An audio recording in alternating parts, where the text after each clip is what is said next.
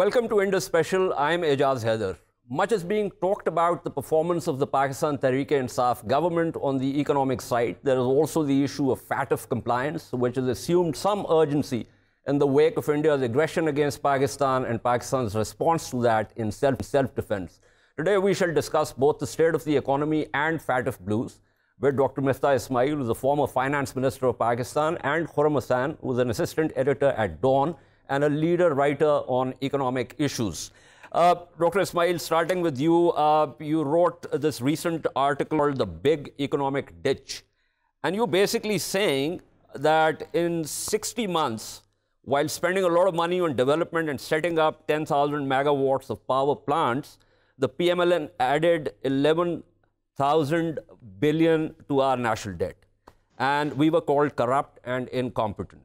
And the incoming non-corrupt, competent government of the PTI has added rupees 3,000 billion in 7 months. If they keep going at this speed in 60 months, they will have added about 26,000 to the national debt, meaning they will add more to our debt than all the previous governments put together. Is this because you represent the PMLN, or is this you talking as an economist?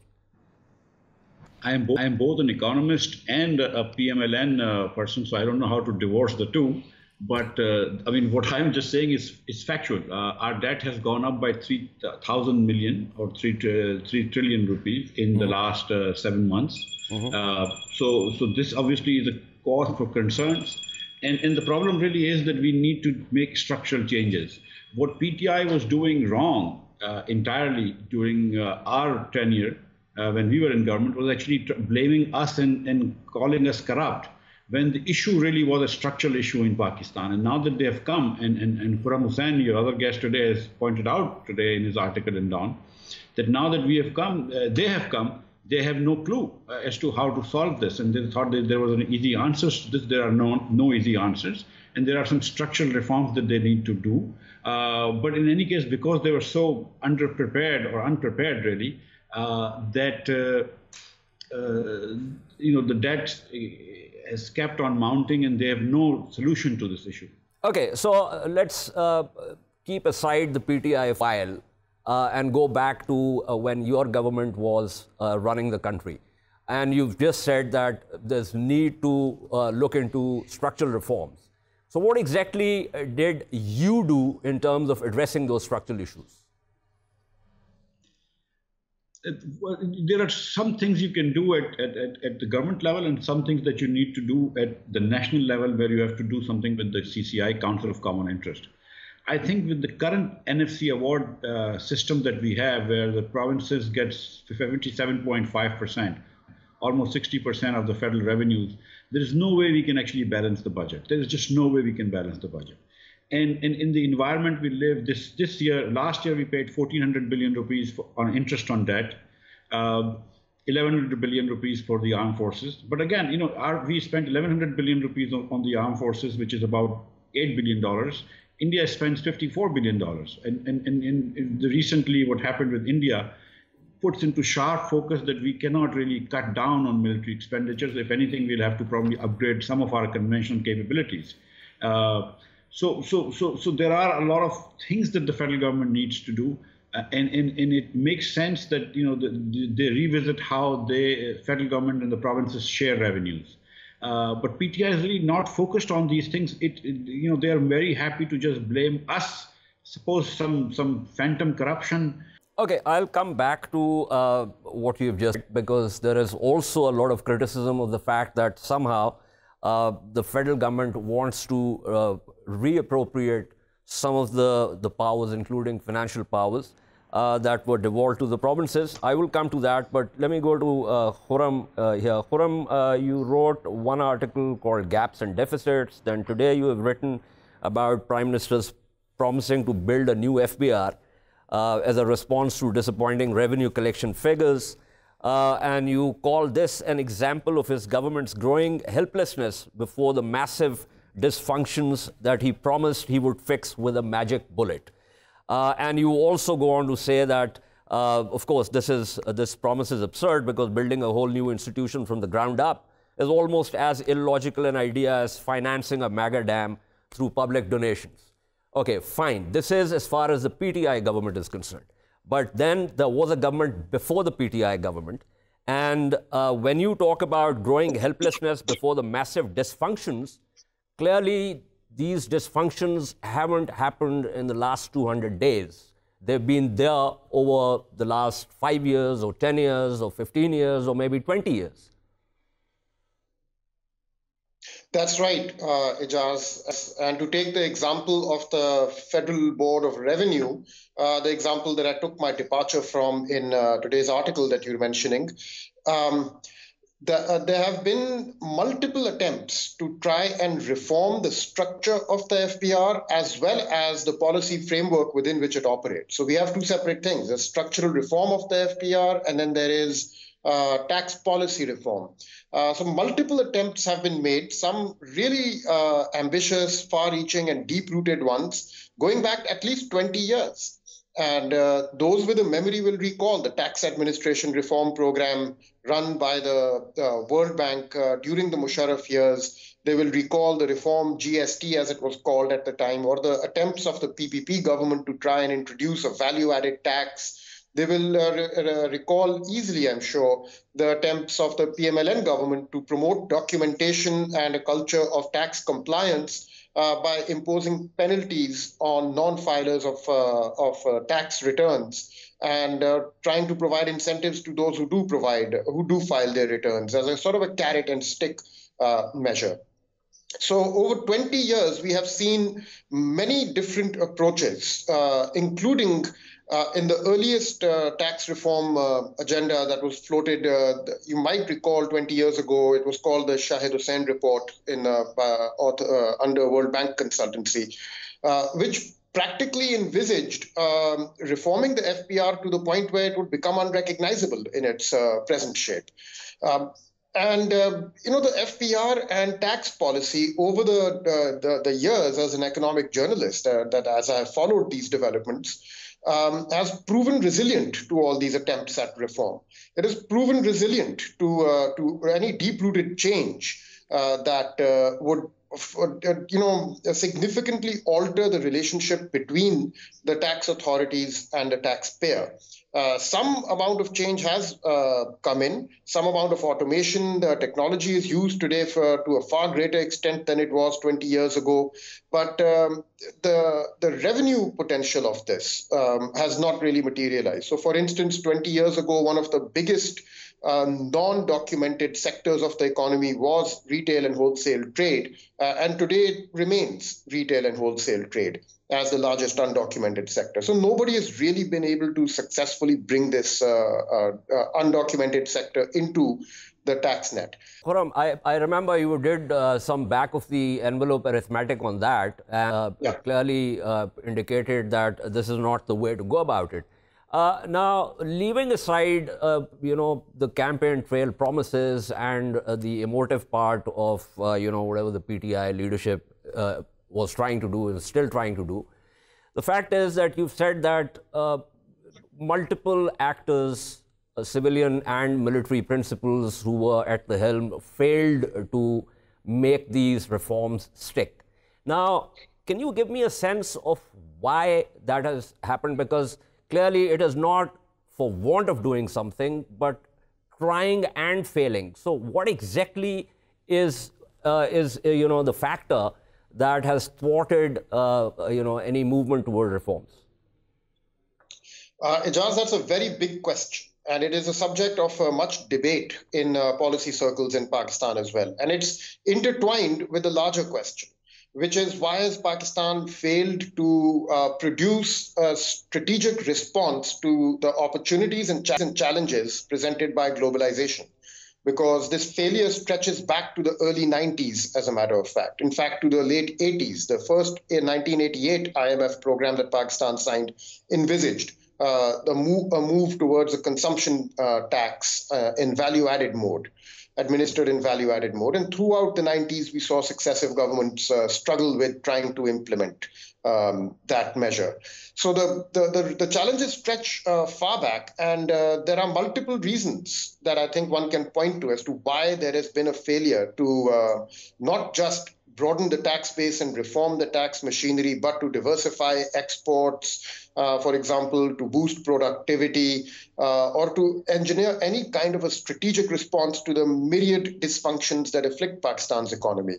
I think to some extent, this has, in significant part, been the result or consequence of the immense ferocity of the political struggles that are waged endlessly in Pakistan. For 20 years now, I have been watching successive governments come into power in Pakistan on the back of a fresh mandate, and then very quickly they get absorbed in day-to-day firefighting, because there is a style of opposition in this country that does not oppose the incumbent Khurram, government policies. Khurram, I get what you're saying, but frankly, in the kind of democracies that we have, and I'm also talking about the one on our eastern side, they're always very noisy, and they're always extremely messy, and this kind of firefighting happens everywhere. But I get your point. I also get a sense that perhaps there haven't really been very serious attempts at addressing some of the issues. But let me pull in. Ejaz, if I may add one thing to that. Sure. One thing you don't see in the noisy democracies that you're talking about is opposition members who, from almost day one, begin attacking not just the policies but the legitimacy and the mandate of the government in power. That's a fair point. That's a fair point. And also bring in other factors in trying to delegitimize governments by referring to issues of hyper nationalism and patriotism. And I think that's what you're referring to also. And then, of course, other forces that step in. But Dr. Miftah Ismail, since in addition to being an economist, you've also been, and you are a practitioner. I remember you wrote a piece, and you were on one of my programs earlier, said that as far as identifying the areas which we need to address, everyone knows about those areas. But somehow, as Khurram is pointing out, the reforms come unstuck. So obviously there are reasons for that, and perhaps those reasons have less to do with economic management and more to do with political management. Is that correct? Ejaz, I mean, these questions that you ask really go to the heart of what's going on in Pakistan, or what's gone wrong in Pakistan for the last 20, 30 years. And what has happened is that up until the 80s, just for some context for your viewers, up until the 1980s, Pakistan was the fastest growing economy in South Asia. Since the 1980s, India has taken us over, and now even Bangladesh is actually not only growing faster than us, has more exports than us, and other countries in South Asia, Sri Lanka, etc., also have growth rates which are higher than in Pakistan. Since the first Afghan war and the second Afghan war, especially since the second Afghan war, this war on terror in Pakistan has resulted in loss of billions of dollars of exports. The problem is that no foreigner comes to Pakistan. Pakistan has become a security state. We are not perceived as a safe country. And so we lost a lot of international business. We have never been able to grow the pie. If we were to grow the pie, then we can cut it differently. Reforms are basically cutting the pie differently and more efficiently. We've never been able to grow the pie enough to cut it well, so that we can share amongst different regions. So now there's always this fight amongst who gets the pie: bureaucrats, the army, the businesses, the labor, students, etc., etc. But if we were to just grow the pie because of our economic performance, then we could do structural reforms also. So that's the first thing. Second, of course, is that what Khurram talked about and you talked about, the legitimacies of the governments that we've had are always under question, whether it was the military dictatorship or then once we come into the civilian leadership, there too the legitimacies are always questioned. There are other actors, national actors, who are always working at odds with the civilian government. So our governments are not strong enough to carry out structural reforms. And the opposition in Pakistan, whichever party has been, has not shown the maturity to sit with the government and work towards reform. So there are lots of issues that have to do with our politics that inform our economics. And once I think this Afghan war issue is settled and there's more peace in Afghanistan, I think that you will see that Pakistani growth rate will improve. And once that happens, once we are growing at 6, 7, 8%, then I think people have enough new resources coming in. People can think about reforms. But if you're only going at 2%, 3%, you will not be able to carry out deep-seated reforms. Absolutely. But here's another problem, Miftah, and that has to do with the issues of security. We've had a couple of limited military rounds with India. And one thing that I can see clearly as a minor student of strategy is that if we do not do anything about our economy and the structural reforms that we are talking about and start growing at a much faster rate over a sustained period of time, we're not just talking about another 3, 4 years, but 10, 15, 20 years, then I think we will be left in a position where strategies of coercion would kick into play. And since you manage the economy at the national level, even though for a brief period, is this a concern? Do the policymakers on both sides of the divide, the civilians and the military leadership, understand this? This is exactly a concern. I think that we understand that if Pakistan is growing more slowly than its neighbors, and especially given the neighbor on our east is a much larger neighbor, which has a larger economy in the first place. So India has an economy of $2 trillion. We have an economy of $300 billion. If India is growing by 7%, which it is, it's creating a Pakistan-sized economy every year. And as I said earlier, that there is a disparity, there's a ratio of 5 to 1, that India spends 5 times more money than we do. So we have to, in Pakistan, India, you can't wish away the troubles, you can't hope away the troubles. And, even if we have a peace, it will be a sort of a cold peace. It will not be a warm-hearted peace, So you have to allow for that. You have to make allowances for that. Then we have issues with Afghanistan. We're trying to build a border fence. I think that the economic cost of Afghan war in Pakistan is huge. It has really devastated our export industry over the years. Then, of course, there are other issues in our neighborhood.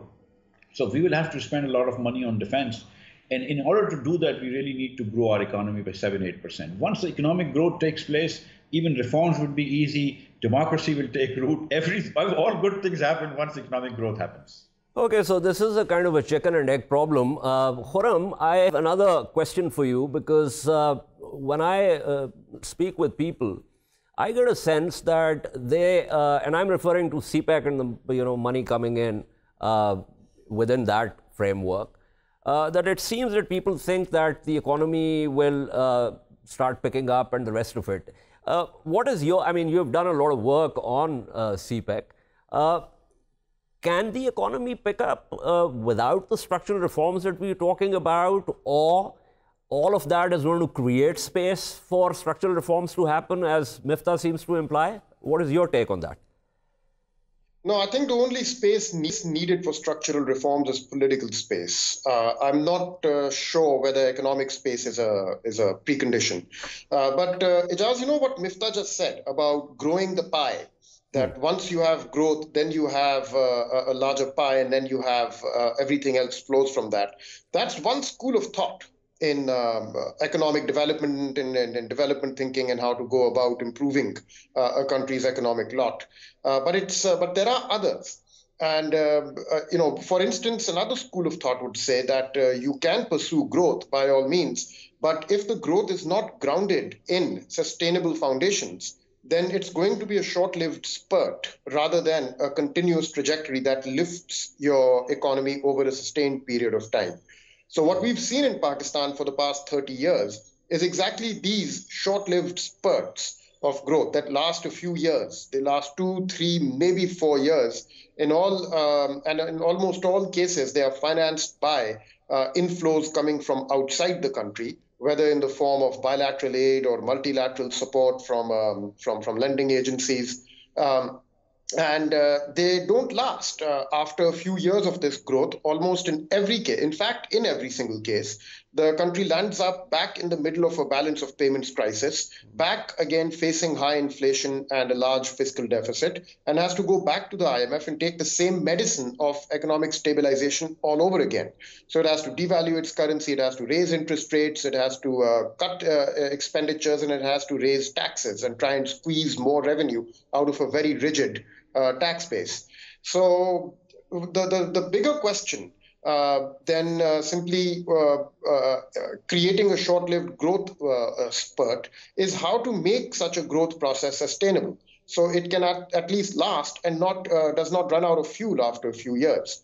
So when we look at CPEC, for instance, there is the same old thinking when people look at CPEC with which people looked at American aid that came in during the 1980s or in the early 1980s, up until 1985 anyways, and underwrote a brief growth spurt back then, or the American aid that came in the early 2000s.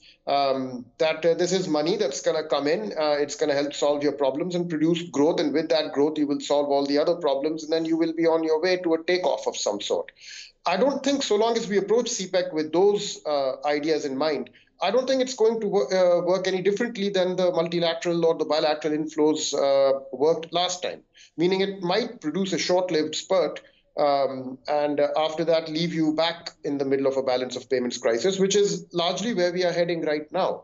I think so long as this investment is not accompanied by a very strong negotiating position on the part of Pakistan and the government of Pakistan about what exactly is in Pakistan's interests regarding this engagement, economic interests, and accompanied also by deep-seated reform of Pakistan's institutions and their capacity to administer superior economic outcomes within the economy, I don't think that this investment is going to work out any differently than the inflows of the past did. Okay, Khurram, quickly before I wrap up the segment, you wrote an article, this was some months ago, where you were looking at some of the basic issues, and one of the things that you talked about was trade deficit. And I think you, if I remember correctly, about our lack of having diversified what we export and our manufacturing sector and the rest of it. Now the kind of economic input that is required, which is more sort of capital and tech incentive rather than just labor intensive. You also then have to start looking at the health sector and the education sector, and both the sectors have always been in disarray. Is that also a concern? Do you think reforms are required there also in order to have an impact on the economy? Absolutely, Ejaz. In fact, nothing changes in this country until we improve outcomes in the areas of health and education. We were a cotton exporting country in the 1980s. We are a cotton exporting country now, 40 years later. It cannot continue like this, nor can we try and lift ourselves out of our lack of competitiveness by subsidizing more cotton-based exports, cotton or leather-based exports. To move out of this very, very limited export potential that we have been holding on to for decades now, you need to move into knowledge-based industries. You need to move into many other areas. And that move is at the moment stymied significantly by the lack of educational attainment, levels of educational attainment within the economy. So I think that's absolutely foundational. But on top of that, then I think superior regulators are also very important. Being able to enforce superior codes of corporate governance are very important. Being able to reduce the levels of racketeering and speculation in your financial markets are also very important. And these require sort of a coordinated regulatory reform, they require tax reform, they require significant investments in educational and health infrastructure. And then for all of these initiatives to be sustained, not just for 5 years or 3 years, but for a generation almost. And then we'll be able to say, okay, our country is on the path to becoming a country that can stand on its own feet. Absolutely. Until then, I think. Yes. Thank you. Thank you so much, Khurram Husain, for giving us your insights. I'm going to take a short break. At the other end of the break, we will continue with our discussion of the economy, but also get to FATF blues. Stay with us.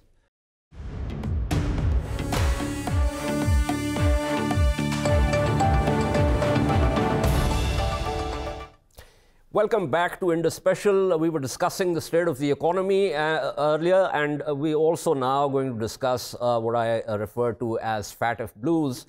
We also joined now by Mr. Nasim Baig, who is a finance expert based in Karachi. Dr. Miftah Ismail is also with us. Quickly, the Financial Action Task Force is an intergovernmental body which was established in 1989 by the ministers of its member jurisdictions. The objectives of FATF are to set standards and promote effective implementation of legal, regulatory and operational measures for combating money laundering, terrorist financing and other related threats to the integrity of the international financial system. The FATF is therefore a policy-making body which works to generate the necessary political will to bring about national legislative and regulatory reforms in these areas. Pakistan is not a direct member of FATF, which has 38 members, and then we've got 2 observers, namely Saudi Arabia and one more. And then we actually deal with FATF in and through the Asia Pacific group. Let me throw the question to Mr. Baig. Mr. Baig, what exactly, I mean, if we are grey listed, or we were also apparently in terms of compliance, technical compliance at one time in the blacklist, should we worry? I mean, I hear 2 different opinions. One is that yes, it has a bit of an impact, but let's not make too much of this. What's your take on it? 2 parts. If you look at the year 2008, I think when we were on this so-called blacklist, we did not see any significant sort of changes in our, at least the financial markets, from what one can remember. Our imports and exports carried on, the remittances carried on without any major changes. We continue to have some of our major banks with presence in New York as clearing members of the system. They have lost out, a couple of them have lost out for reasons of poor compliance in general, but not specifically because of any recommendations by FATF. So yes, it can mean slightly more of cost added on to imports and exports if banks, especially in terms of imports, if banks in Pakistan have to get their letters of credit confirmed by foreign banks. It's a slight sort of increase in cost. It doesn't directly impact the bank's income because they pass it on to the client. So the importing client, if you're exporting machinery worth 10 billion rupees and a small portion is added on, it doesn't kill you. The threat obviously is that it's more of a political situation. I think today we are under much greater political pressure to fix ourselves. And the worst case, of course, is where recommendations, I think it was a couple of years ago on North Korea, where FATF had recommended the implementation of sanctions against them through the UN, of course, where then everyone is advised not to have businesses there, banks not to operate out of those countries. But that happened under the sanctions regime. Yes, that's what I'm saying. So the threat is, would you move into sanctions? So it's more of an indicator that you are one step closer to sanctions should the international community be unhappy with you, and there's political pressure which the international community comes under. Thus far, we've seen China come to our rescue on various occasions.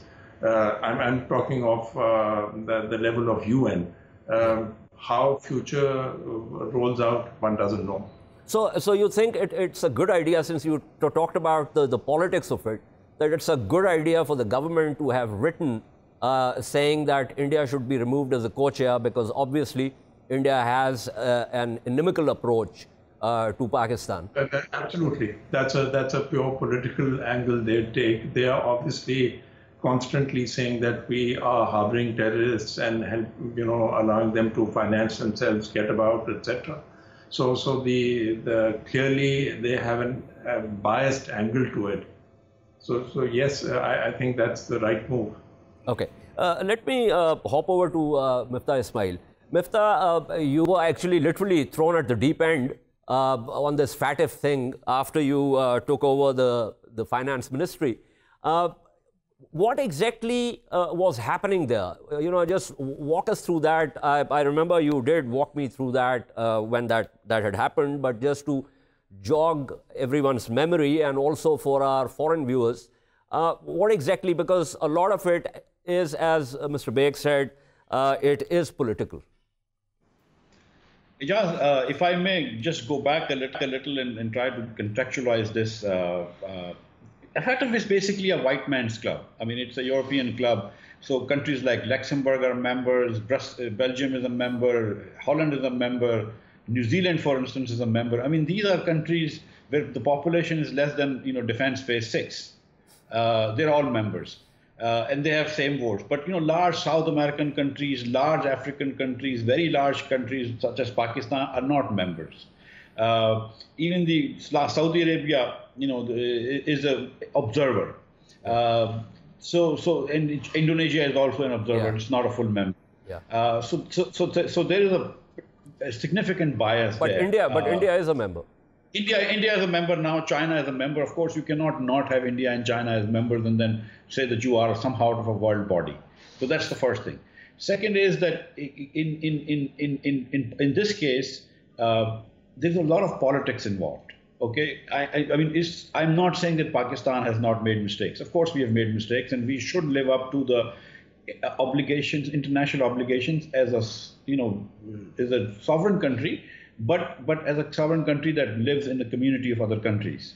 So there's nothing wrong with meeting our sovereign obligations. But that said, there's a lot of politics involved, and some of the things that they were asking, or they've actually, they've talked about when they tried to when they in fact grey listed us, was for instance, smuggling of currencies across the Pakistan-Afghanistan border. The U.S. has, 15,000 troops there. Why can't they stop the inflow of drugs into Pakistan? So there is nobody, questions that. When they talk about money laundering, what they've done is they've actually said that the countries that are recipients of money from money laundering are in trouble, but the countries where the money laundering originates have no issues. So that if there is money laundering going on between Britain and Pakistan, and some guy in Britain sends some money to a banned organization in Pakistan, the problem is only with Pakistan, nothing to do with Britain. Because the country where I'm assuming that you raised all these points then when you were dealing with them. Obviously, I mean, we understood these points. We've talked about this, and even when Pakistan was last time in June, when we were, in this FATF, U.S. and Italy were the co-chairs. Okay, and U.S. had moved a resolution against us. Yeah.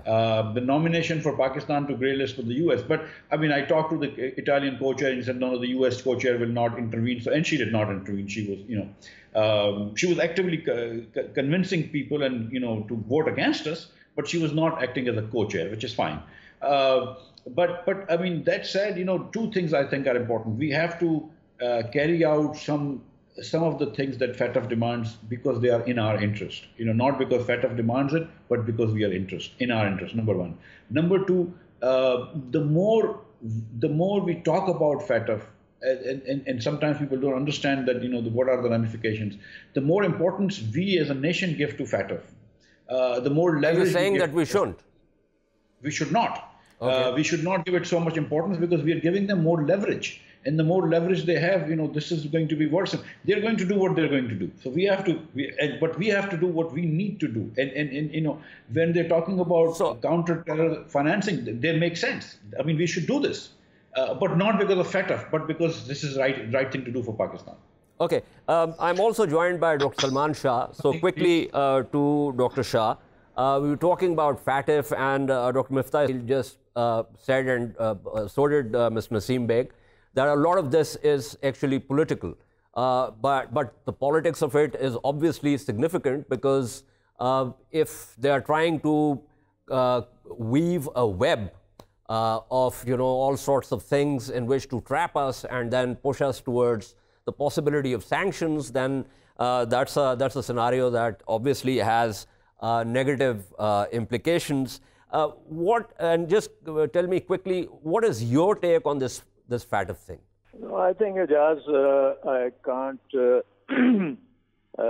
say that everything is political because we are really talking about the international financial system. And we know that the international financial system has had lots of issues with money laundering, with terror financing, with narcotics and all kinds of activity which is not permissible. And when we look at the Pakistani financial system and within our own country, I mean, there are very high-profile cases going on in which the banking system has been badly abused. And currently there is this case which is on which we had a JIT on opening up of accounts and how money can flow from one account to another account, and how people whose identities have been stolen and their accounts have been opened and very huge transactions have been done in those accounts. Okay. And so I think that there is a problem over here. I get what you're saying. Thank you so much, Dr. Salman Shah. Quickly to Nasim Baig. Mr. Baig, what Dr. Salman Shah talked about, does that fall under the FATF sort of ambit, or is it something completely different? FATF is specifically the terrorist finance. While what Dr. Saab talked about was more of income tax evasion, etc., not of terrorist finance whatsoever. All the JIT reports, etc., don't even remotely point towards any terrorist financing. So they're two separate things. And yes, the Pakistan taxation system is weak. We are unable to collect taxes from the right people. A lot of people maintain two books of accounts, but purely to avoid taxes, not for terror finance. If I can just refer to a very interesting article in the New York Times today, the Pakistan edition. It talks of how a person in the US has all the means within the US to hide his identity and move money around and carry on with life without being detected. So that's New York Times talking about the US itself. So while there is no hint that that person is into terrorist finance, but it's just for whatever reason that person chose to do that. So just to worry about, I would say it's politics where we are being dragged in. The fact that we've got a weak system, that we've got a very high level of an undocumented economy is more to do with taxation in Pakistan, nothing else. So you're basically saying that, and that's what Dr. Miftah Ismail was also referring to, that the white man's club is making its own rules, essentially trying to enforce those rules on the less white nations, while, as you just referred to the New York Times report, within the US, the system has its lacuna and they can be exploited by people. Exactly. So that's clearly the position here. That's clearly the position there. Miftah Ismail. Yeah. So just think about this, that whatever, the undocumented economy exists in Pakistan, also exists in India, also exists in Bangladesh, also exists in Sri Lanka. I guarantee you that the money laundering in Pakistan is no more than what happens in India and Sri Lanka and Bangladesh. In fact, much less so than India. And Pakistan is actually more documented than some of the other countries. And we have very good state bank, over the years that has regulated really well, and I think that we are well, far ahead of other countries in that region. The second thing is CFT, counter financing of terrorism. There, the point that FATF or APG make, and it's not without justification, is that, look, there's a lot of terrorism that goes on in Pakistan, and we don't see prosecution commensurate with that terrorism that goes on. And one of the mistakes that we were making was we were not reporting it well, all the prosecutions that we do. But also, when our police catch a criminal, and we put section 302 on him, we don't worry about also booking him for financial fraud, for money laundering and things like that. We just book him for death penalty. So we have to also make this thing comprehensive.